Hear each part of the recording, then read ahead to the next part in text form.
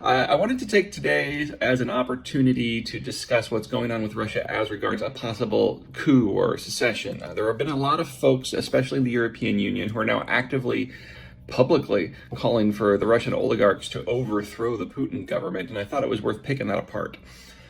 There are two groups of oligarchs. The first are the ones who got their assets by robbing the state blind in the 1990s, in the post-Soviet collapse. This group includes folks like Peter Avin and Mikhail Friedman of Alfa Bank. This includes Michael Prokhorov of Norilsk Nickel, which is the world's largest nickel, platinum, palladium, and copper deposit. It's like 40% of the world's palladium comes from there. These folks have minimal influence over the Putin government. They can't demand a meeting. They don't have access to the guy. Whenever he calls, they come running because they cut a deal with Putin back in 2000, right when he became president. Putin said that you can keep your assets as long as you pay your taxes, start paying your taxes, and you never get involved in politics. And that deal has more or less stuck for the next 22 years. So these folks do have a few assets outside of Russia, and these are largely what the governments of the West have been going around and confiscating and threatening to expropriate. And it's not that I feel bad for these guys. I mean, they got their stuff by stealing the state blind. But they are not ones who have the influence that would be necessary to make a coup. They're widely disliked not just by Putin, but by the entire Russian population. And if Putin wanted to get a few more points in popularity, executing a couple of these guys would probably do it for them, and they know it. So they are not the kind of group that you can really turn to for any sort of political change. The second group of oligarchs are the ones who became rich because of Putin. Putin brought them in. Either they were former KGB members or folks from his inner circle, whatever it happened to be. This includes folks like Sergei Chemezov, who is the world's most sanctioned person. He's in charge of the military-industrial complex of Russia. And whenever you see equipment breaking down on the field, that's his fault because he is breathlessly corrupt. And Alexei Miller of Russia's Gazprom, which is the world's largest natural gas concern. These guys have access to Putin, and some of them, like Chemezov, are actually in the inner circle, but they are blindly loyal. Everything they have is because of their position next to Putin, and if he were to fall, they would probably fall too. There's one exception. There's a guy by the name of Igor Sechin, who's in charge of Rosneft, which is the state oil company of Russia. He used to be a gun runner during the Cold War, and he's got the guts, and he's got the means, and he's got the access. If anyone in the inner circle or anyone of the elite is going to off Putin, it's going to be him. But if there's one thing that the rest of the elite, whether in the inner circle or out, agrees upon, it's that Sechin is kind of a jackass, and they would probably pool to their strengths to off him the next day after he got rid of Putin. So I don't see a palace coup being very likely, or a coup from within the inner circle or the oligarchs in general. This is just something that's going to have to go by the more old-fashioned method, which is wait for the state to collapse. In Russia, the czars, the leaders, whoever they happen to be, they're stable until they're not.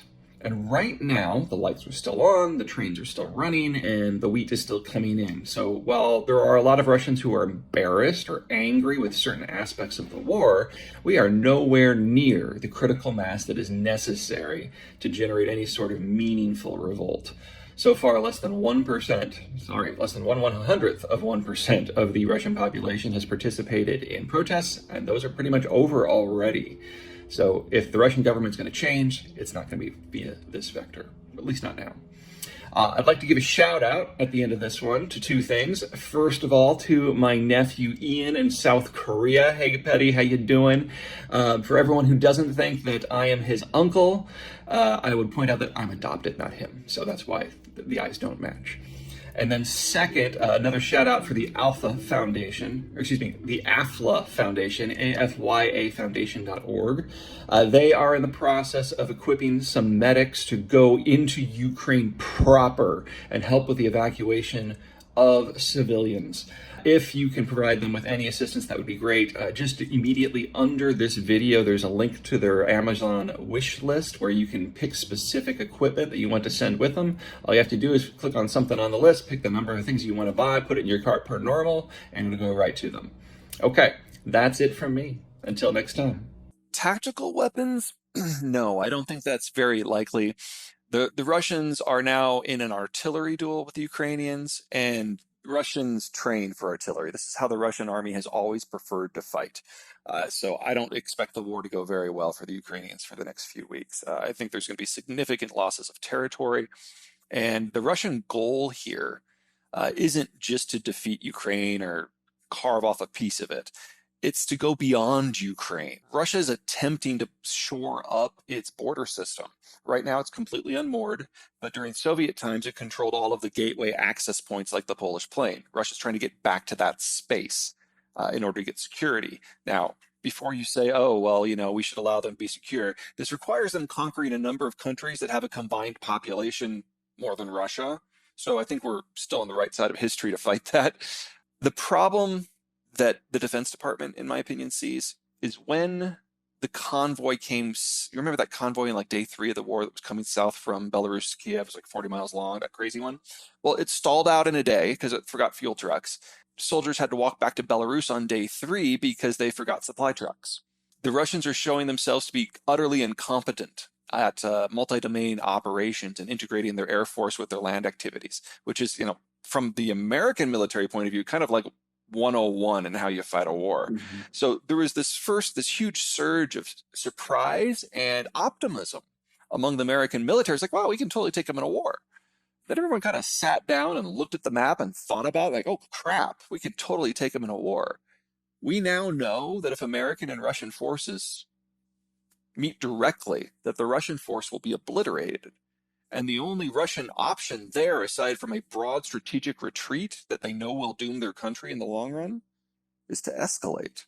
From the US point of view, we don't have a choice anymore. We have to make sure that this war never leaves Ukraine. We can't have direct American involvement because then we have that direct clash.